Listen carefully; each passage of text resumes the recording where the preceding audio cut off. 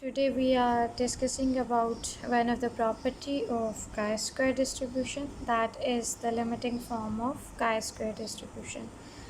It states that chi-square distribution approaches to normal distribution if its degrees of freedom becomes very large, or symbolically we may write it as that if degrees of freedom tends to infinity, then chi-square distribution will approaches to normal distribution. Now to solve it, first we will see what we have mean of the chi-square distribution as n, and its variance is the twice of its degrees of freedom, which is 2n. Now we will take the standardized normal variable, which is actually the variable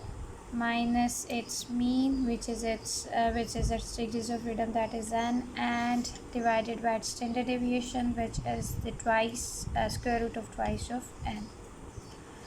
Now to solve and to get any of the information, we will move to moment generating function procedure, and for that the formula is as usual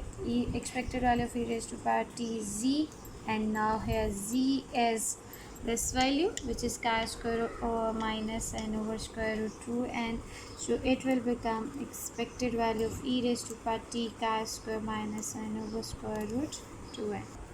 Next, for further solution, we will divide the exponential terms into two parts. Chi square term will be separated, that is e raised to power t chi square over square root 2n, and then we have e raised to power minus tn over square root 2n.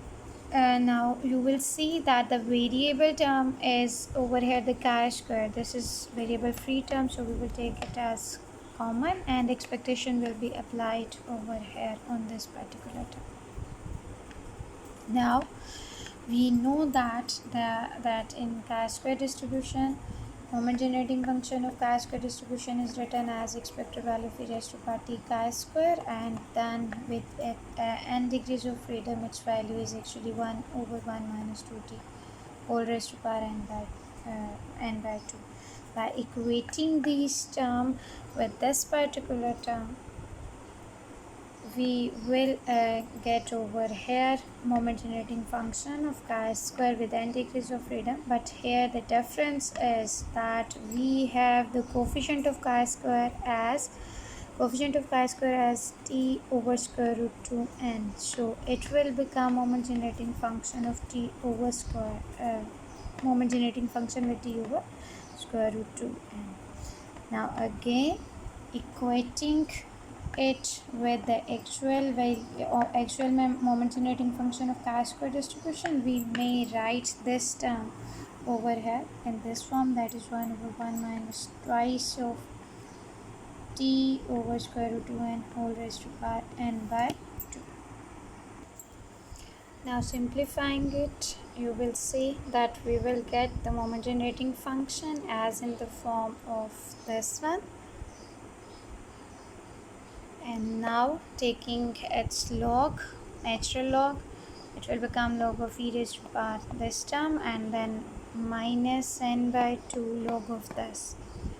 Now this will become an expression sort of log of 1 minus x, and we know that log of 1 minus x is equals to minus of this term. Now expanding this log of 1 minus t in this form, in a log of 1 minus x form, we will get the term as such, and then further solving it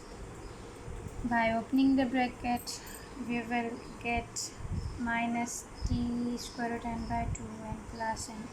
mean this whole term over here.